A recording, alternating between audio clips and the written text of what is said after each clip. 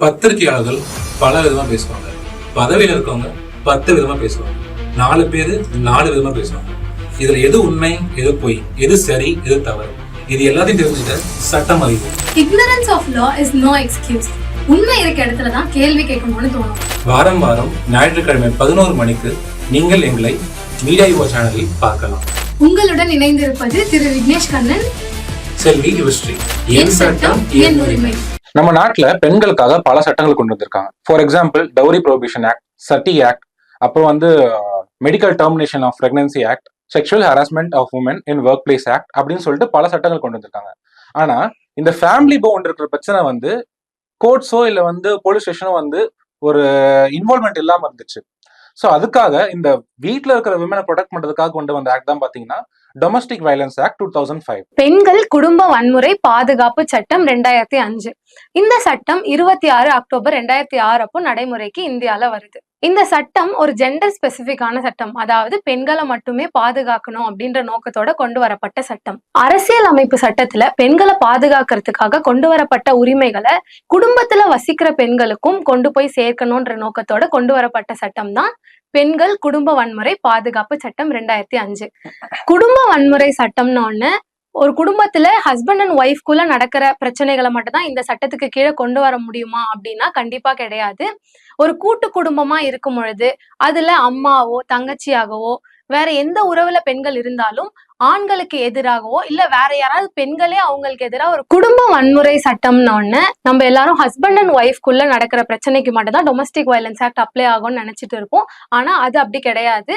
ஒரு blood relation, அதாவது எந்த விதமான ரத்த உறவா இருந்தாலும் சரி, அம்மாவாகவோ தங்கச்சியாகவோ அக்காவாகவோ இருக்கிற அனைத்து பெண்களுக்கும் இந்த சட்டம் அப்ளை ஆகும். இவங்க மட்டும் இல்லாம கூட்டு குடும்பத்துல வசிக்கிற பெண்கள், அடாப்ஷன் மூலயமா வரவங்க எல்லாருக்குமே டொமஸ்டிக் வயலன்ஸ் ஆக்ட் அப்ளை ஆகும். ஸோ இப்போ நம்ம பாத்தீங்கன்னா அந்த ஆக்ட் பத்தி நம்ம தெரிஞ்சுக்கிட்டோம். ஸோ இந்த ஆக்டை எந்தெந்த டைம்ல தான் யூஸ் பண்ண முடியும்னு சொல்லிட்டு நம்ம தெரிஞ்சுப்போம். ஃபர்ஸ்ட் பாத்தீங்கன்னா ஒரு வேர்பல் அபியூஸா இருக்கட்டும். ஸோ வீட்டுல இருக்கிறவங்க இல்ல ஹஸ்பண்டோ இல்ல மாமனாரோ மாமியாரோ யாரா வேணா இருக்கட்டும், அது பெண்களே இருந்தாலும் சரி, உங்க மேல ஒரு தவறா ஒரு வார்த்தை யூஸ் பண்ணிட்டாங்க, அபியூசிவ் லாங்குவேஜ் யூஸ் பண்ணிருக்காங்க, கெட்ட வார்த்தைகள் யூஸ் பண்ணிருக்காங்கன்னு சொல்லிட்டு சொல்லியிருந்தா அப்ப நீங்க இந்த ஆக்ட் யூஸ் பண்ணலாம். பிசிக்கல் அபியூஸ், அடிச்சிருந்தால் துன்புறுத்திருந்தால், நிறைய வீட்டுல பாத்தீங்கன்னா கையை ஓங்கிடுவாங்க. ஸோ அந்த மாதிரி இடத்துல பாத்தீங்கன்னா இந்த ஆக்ட் யூஸ் பண்ணலாம். செகண்ட் பாத்தீங்கன்னா மெயின்டெனன்ஸ், காசே கொடுக்க மாட்டார் புருஷன், இப்போ காசு இல்லாம ரொம்ப கஷ்டப்படுறோம், நான் தான் கூலி வேலைக்கு போயிட்டு இது பண்ணிட்டு இருக்கேன், பாத்துக்கவே மாட்டேற குடும்பத்தை அப்படின்னு சொல்லிட்டு அந்த மாதிரி சொல்லிட்டு பண்ணலாம். ஃபார் இன்னொரு வேற என்ன எக்ஸாம்பிள் சொல்லலாம் பாத்தீங்கன்னா, உங்களை கை விட்டுட்டாங்க. ஸோ நீங்க ஃபேமிலியில ஒரு ஆளா தான் இருக்கீங்க, ஆனா மொத்தமா உங்களுக்கு கண்டுக்கிறதே இல்லை, உங்களை மொத்தமா டிசோன் பண்ணிட்டாங்க, டிசப்ஷன் பண்ணிட்டாங்க அப்படின்னு சொல்லிட்டு பாத்தீங்கன்னா நீங்க அப்போ இந்த டொமஸ்டிக் வயலன்ஸ் ஆக்டை யூஸ் பண்ணிக்கலாம். ஸோ இந்த ஆக்டை பல விதமா யூஸ் பண்ணலாம். ஃபார் எக்ஸாம்பிள் அதுதான் நான் முன்னாடி சொன்ன மாதிரி, எப்பெல்லாம் உங்களுக்கு பாதிப்புன்னு சொல்லிட்டு உங்களுக்கு ஒரு டைம் வருதோ அப்பெல்லாம் நீங்க ஆக்டை யூஸ் பண்ணிக்கலாம். ஸோ எங்கெங்கிறதுலாம் அந்த ஆக்டை யூஸ் பண்ணலாம்னு சொல்லிட்டு பாத்தீங்கன்னா, நீங்க அந்த வீட்டுல இருக்கும் போதோ நீங்க கூட நீங்க ஒரு ஃபேமிலியோட இருப்பீங்களே, கல்யாணம் பண்ணிட்டு போயிட்டு அந்த ஃபேமிலி கூட இருக்கும் போது இந்த டொமஸ்டிக் வயலன்ஸ் ஆக்ட் யூஸ் பண்ணலாம்.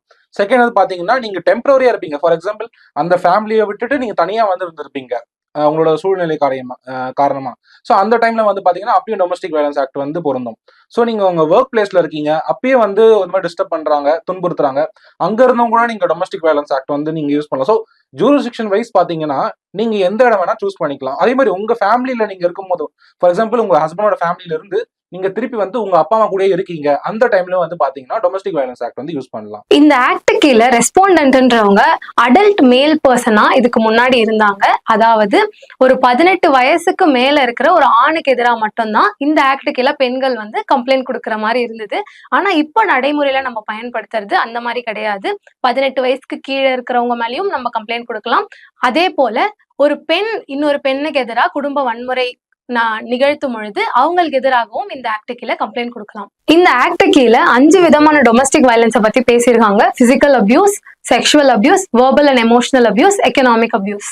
ஸோ இந்த டொமஸ்டிக் வயலன்ஸ் மூலயமா என்னெல்லாம் நம்ம ரைட்ஸ் கிளைம் பண்ணிக்கலாம், நம்மளால என்னெல்லாம் அந்த ஆக்ட் மூலியமா பயன்படுத்திக்க முடியும் அப்படின்னு கேக்குறீங்கன்னா, எக்கனாமிக், ஃபார் எக்ஸாம்பிள் மாசம் எனக்கு இந்த அமௌண்ட் வந்துடணும், எனக்கு குழந்தைங்களை பார்த்தது கஷ்டமா இருக்கு, என்னை பார்த்து கஷ்டமா இருக்கு, எனக்கு மெடிக்கல் எமர்ஜென்சி இருக்கு, ஸோ எனக்கு மந்த்லி மெயின்டெனன்ஸா இந்த அமௌண்ட் எனக்கு கொடுத்துடணும் அப்படின்னு சொல்லிட்டு ஒரு காம்பன்சேஷன் வாங்கிக்கலாம். செகண்ட் பாத்தீங்கன்னா, என்னை அடிக்கிறாங்க, தொடர்ந்து இந்த மாதிரி துன்புறுத்துறாங்க, இந்த மாதிரி வன்முறையில் ஈடுபடுறாங்க என் ஃபேமிலி மெம்பர்ஸ், ஸோ எனக்கு வந்து ஒரு ப்ரொடெக்ஷன் வேணும் என் வீட்லயே அப்படின்னா அந்த ப்ரொடெக்ஷனும் சொல்லிட்டு நம்ம கிளைம் பண்ணிக்கலாம். மூணாவது, இப்போ நம்ம வீட்ல இருந்து இப்போ நிறைய சண்டை வந்து பாத்தீங்கன்னா பொதுவா என்ன பண்ணுவாங்க, ஹஸ்பண்ட் வந்து அந்த வீட்டை விட துரத்தி விட்டுருவாங்க ஒய்ஃபை. ஸோ அதுக்கு அகேன்ஸ்டா வந்து ப்ரொடக்ஷனும் வாங்கிக்கலாம். என்னை வந்து இந்த வீட்ல இருந்து வெளியேற்ற முடியாது.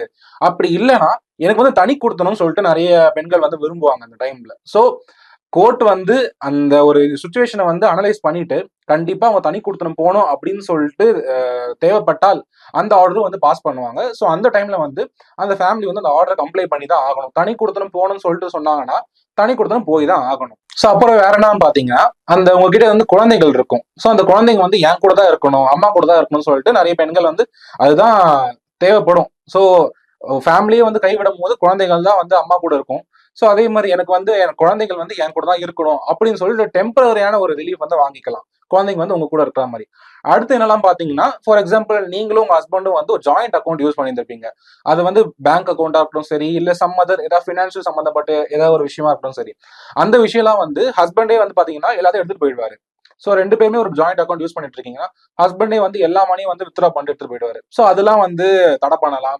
அதுக்கப்புறம் சொத்து, ரெண்டு பேரும் சேர்ந்து ஏதாவது சொத்து வாங்கியிருப்பீங்க, நிலமோ அது வந்து ப்ராப்பர்ட்டியாவும் இருக்கட்டும் சரி, ஸோ அந்த ப்ராப்பர்ட்டி வந்து ஹஸ்பண்ட் வந்து விற்க ட்ரை பண்ணலாம். ஸோ அதுக்கெல்லாம் வந்து பாத்தீங்கன்னா ஸ்டே வாங்கிக்கலாம் இந்த ஆக்ட் மூலியமா. ஸோ வேற என்னன்னு பாத்தீங்கன்னா, இப்போ என் ஹஸ்பண்ட், இப்போ நான் தனியாவும் வந்துட்டோம், ஆனாலும் என் ஹஸ்பண்ட் வந்து என்ன துன்புறுத்திட்டே இருக்காரு, அடிச்சுக்கிட்டே இருக்காரு. அப்ப என்ன பண்ணாலும் பாத்தீங்கன்னா அந்த ஹஸ்பண்டே வெளியே வைக்கிற மாதிரி கூட அந்த ஒரு ஆர்டர் வாங்கிக்கலாம். ஸோ அதுதான் வந்து இந்த ஆக்டோட ஒரு ஸ்பெஷாலிட்டின்னு சொல்லலாம்.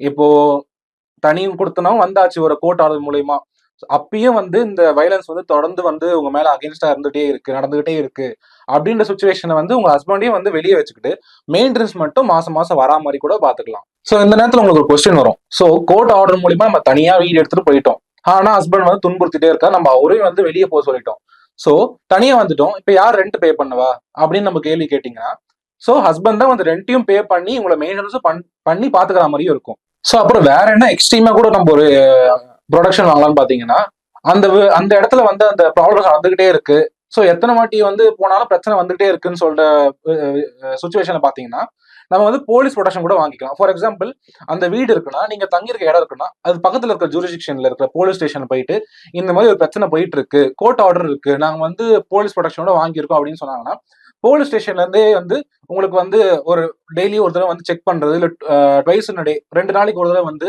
செக் பண்ணிட்டு போறதுன்னு சொல்லிட்டு நம்ம ரெகுலரா வந்து போலீஸே செக் பண்ணிட்டு கூட போவோம். ஸோ இந்த மாதிரி மல்டிபிள் ரிலீஸ் வந்து நீங்க இந்த ஆக்ட் கீழே வந்து நீங்க வந்து கேட்டு வாங்கிக்கலாம். ஸோ இந்த ஆக்ட் வந்து எப்போ வந்து அப்ளிகபிள் ஆகும் பாத்தீங்கன்னா, சோ இப்போ ஒரு டிவோர்ஸ் ப்ரொசீடிங்ஸ் போயிட்டு இருக்கு, இல்ல வேற ஏதோ ஒரு கேஸ் போயிட்டு இருக்கு, ஒரு நில பிரச்சனையோ இல்ல வந்து வீட்டு சம்பந்தமான பிரச்சனையோ ஏதோ ஒரு பிரச்சனை போயிட்டு இருந்தாலும் அப்பயும் வந்து இந்த ஆக்ட் வந்து யூஸ் பண்ணலாம்னு பாத்தீங்கன்னா கண்டிப்பா பண்ணலாம். எனக்கு என் ஹஸ்பண்டுக்கும் வந்து இந்த மாதிரி ஒரு டிவோர்ஸ் ப்ரொசீடிங்ஸ் போயிட்டு இருக்கு கோர்ட்ல, அப்ப அந்த டைம்ல வந்து உங்களுக்கு பிரச்சனை வந்தாலும் அப்பயும் நீங்க வந்து பாத்தீங்கன்னா இந்த டொமஸ்டிக் வயலன்ஸ் கீழே வந்து நீங்க ப்ரொசீட் பண்ணலாம்.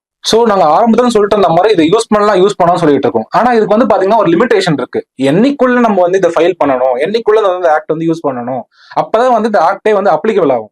சோ அது பாத்தீங்கன்னா 1 year of the incident. For example நீங்க வீட்டுல வெளியே வந்துட்டீங்க, தனியா இருக்கீங்க, இல்ல 1 year-ஆவே அந்த துன்புறுத்தல ஆளாயிட்டு இருக்கீங்க, இல்ல 1 month 1 வருஷமா வந்து உங்க ஹஸ்பண்ட் வீட்ல இருந்து உங்க வீட்டுல வந்து இருக்கீங்க. சோ இந்த 1 year லிமிடேஷனுக்குள்ள வந்து பாத்தீங்கன்னா இந்த ஆக்ட் கீழே நீங்க வந்து கேஸ் ஃபைல் பண்ணிக்கலாம். இந்த ஆக்ட்ல பெண்களுக்கு right to reside in shared household அப்படிங்கிற ஒரு சிறப்பான உரிமையை கொடுத்திருக்காங்க. அந்த உரிமை என்னதுன்னா, அவங்க யாருக்கு எதிராக கம்ப்ளைண்ட் கொடுக்குறாங்களோ அவங்களுக்கு எதிராகவோ இல்ல அவங்க குடும்பத்தினருக்கு எதிராகவோ அந்த வீட்டுல வசிக்கிறதுக்கான உரிமை, அந்த வீடு வாடகை வீடா இருந்தாலும் சரி, அவங்களுடைய சொந்த வீடா இருந்தாலும் சரி, அதுல வசிக்கிறதுக்கான உரிமை அந்த பெண்ணுக்கு இருக்கு. சோ இந்த ஆக்ட் பத்தி நிறைய விஷயங்கள் வந்து நம்ம கேள்விப்பட்டிருக்கோம். சோ இந்த கம்ப்ளைண்ட் வந்து யார்கிட்ட ஃபைல் பண்ணணும்னு சொல்லிட்டு நம்ம ஒன்றும் சொல்லவே இல்லை. சோ ஃபர்ஸ்ட் வந்து பாத்தீங்கன்னா மேஜிஸ்ட்ரேட் உங்க ஜூரிஸ்டிக்ஷன் கிட்ட இருக்க, நான் முன்னாடி சொல்லிட்டு நம்ம ஜூரிஸ்டிக்ஷன்னா நீங்க தங்கி இருக்கிற வீடோ இல்ல ஹஸ்பண்ட் கூட இருக்க வீடோ இல்ல உங்க ஒர்க் பிளேஸோ இல்ல டெம்பரரியா இருக்கிற பிளேஸ்லயோ எந்த ஒரு ஜூரிஸ்டிக்ஷனா இருக்கட்டும், சோ அந்த ஜூரிஸ்டிக்ஷன் சுத்தி இருக்கிற மேஜிஸ்ட்ரேட் கோர்ட்ஸ் இருக்கும். சோ அந்த மேஜிஸ்ட்ரேட் முன்னாடி போயிட்டு நீங்க வந்து இந்த கம்ப்ளைண்ட் ஃபைல் பண்ணலாம். இது அட்வொகேட் மூலியமாவும் பண்ணலாம், இல்ல நீங்களே பர்சனலா பண்றதுனாலும் பண்ணலாம். செகண்ட் வந்து பாத்தீங்கன்னா ப்ரொடக்ஷன் ஆஃபீஸர் இருப்பாங்க. ஒவ்வொரு ஜோனலுக்கு ஏற்ற மாதிரி ப்ரொடக்ஷன் ஆஃபீஸர் இருப்பாங்க. ஃபார் எக்ஸாம்பிள் சென்னையில எங்க இருக்காங்க பாத்தீங்கன்னா சிங்காரவேலம் மாளிகை கலெக்டர் ஆஃபீஸ்னு சொல்லிட்டு சொல்லுவாங்க, ஜார்ஜ் டவுன் கிட்ட இருக்கு. சோ அந்த ஜார்ஜ் டவுன்ல பாத்தீங்கன்னா விமன் ப்ரொடக்ஷன் ஆஃபீஸர்ஸ் இருப்பாங்க. மயிலாப்பூர் தொகுதி, அப்புறம் வந்து சைதாப்பேட், ட்ரிப்ளிகேன் அப்படின்னு சொல்லிட்டு ஒவ்வொரு ஜோனுக்கும் பாத்தீங்கன்னா ஒவ்வொரு ப்ரொடக்ஷன் ஆஃபீஸர் இருப்பாங்க. சோ நீங்க அந்த ஏரியாவை சேர்ந்தவங்கன்னா நீங்க அந்த ஜோனல் ஆஃபீஸர் கிட்ட போயிட்டு எனக்கு என்ன பிரச்சனைன்னு சொல்லிட்டு ஒரு மனு மாதிரி எழுதி கொடுக்கணும். ஸோ அவங்க அதுக்கப்புறம் என்ன பண்ணுவாங்க பாத்தீங்கன்னா உங்களை வந்து என்கொயரி பண்ணுவாங்க. என்கொயரி பண்ணிட்டு உங்க ஹஸ்பண்டையும் வந்து கூப்பிடுவாங்க. சப்போஸ் தேவைப்பட்ட 2 பேர் சைடு ஃபேமிலி மெம்பர்ஸும் வந்து கூப்பிட்டு கூட கவுன்சிலிங் கொடுப்பாங்க. ஸோ அந்த கவுன்சிலிங் பீரியட் ஒன்று இருக்கு. ஒரு 3 கவுன்சிலிங் சிட்டிங் இருக்கும். ஸோ அந்த கவுன்சிலிங்ல வந்து ஆமா நிஜமாலே வந்து உங்க மேல வயலன்ஸ் வந்து கண்டுபிடிச்சிருக்காங்க, இல்ல நிஜமாலே வந்து இந்த சுச்சுவேஷன் நீங்க ரொம்ப நாளா ஆளா இருக்கீங்க, ஸோ இதுக்கு வந்து உங்களுக்கு கண்டிப்பா ஜஸ்டிஸ் தேவை அப்படின்னு சொல்லிட்டு நிரூபிக்கப்பட்டால் அந்த கவுன்சிலிங்ல ஸோ அந்த ப்ரொடெக்ஷன் ஆஃபீஸர் வந்து என்ன பண்ணுவாங்கன்னா உங்களை வந்து அசஸ் பண்ணுவாங்க. எதுக்கு இந்த கேஸை வந்து ஃபாலோ பண்ணி போக, அப்டேட் பண்ணி போக. ஸோ நெக்ஸ்ட் வந்து பாத்தீங்கன்னா அந்த ப்ரொடெக்ஷன் ஆஃபீஸரே வந்து மேஜிஸ்ட்ரேட் பண்ணி கூட்டு போயிட்டு ஒரு அட்வொகேட், அந்த அட்வொகேட் பாத்தீங்கன்னா ஃப்ரீ ஆஃப் காஸ்ட்ல கூட பண்ண ஆப்ஷன்ஸ் இருக்கு. சப்போஸ் உங்களால பே பண்ண முடியல, அஃபோர்ட் பண்ண முடியல அட்வொகேட்காகன்னு சொன்னீங்கன்னா அந்த ப்ரொடெக்ஷன் ஆஃபீஸரே ஒரு லீகல் அட்வொகேட் வச்சு யூஸ் பண்ணிட்டு அந்த மேஜிஸ்ட்ரேட் முன்னாடி போயிட்டு உங்களை அப்பியர் ஆகி என்னென்ன ப்ரொசீஜர்ஸ் பண்ணணுமோ அதெல்லாம் வந்து கண்டிப்பா பண்ணிடுவாங்க.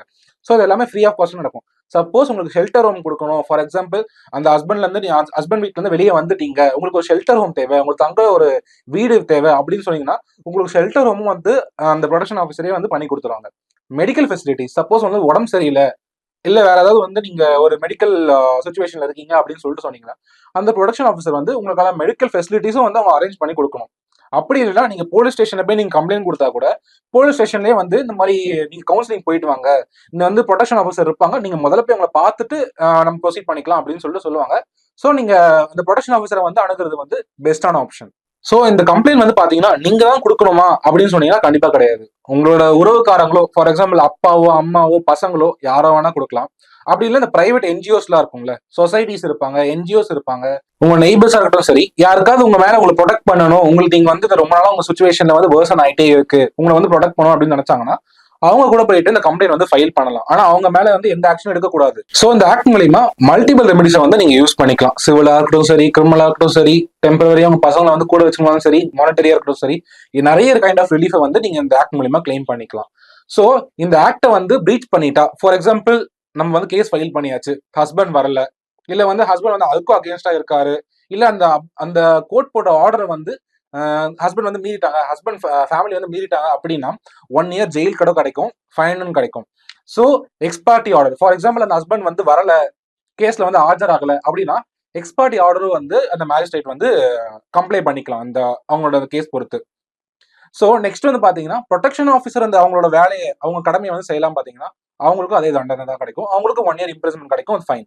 ஸோ அடுத்து வந்து பாத்தீங்கன்னா ஆனா அந்த ப்ரொடெக்ஷன் ஆஃபீஸர் ஏன் அதை ஆக்ட் பண்ணலன்னு சொல்லிட்டு அவங்க ஜஸ்டிபிகேஷன், அதாவது இந்த விமனுக்கு இந்த நல்லதுக்காக, இந்த நல்ல விஷயத்துக்காக தான் நான் பண்ணல அப்படின்னு சொல்லிட்டு ஒரு ஜஸ்டிபிகேஷனான ஆன்சர் கொடுத்துட்டாங்கன்னா ஸோ அந்த ஆஃபீஸருக்கு வந்து எந்த ஒரு தண்டனையும் வந்து கொடுக்க மாட்டாங்க. இன்னைக்கு டொமஸ்டிக் வயலன்ஸ் ஆக்ட் பத்தி உங்களுக்கு ஒரு புரிதல் ஏற்பட்டிருக்கும்னு நம்புறோம். இதே போல அடுத்த வாரம் ஞாயிற்றுக்கிழமை காலை 11 மணிக்கு இன்னொரு பயனுள்ள தலைப்புல நாங்க உங்களை சந்திக்கிறோம். இது என் சட்டம் என் உரிமை. வணக்கம்.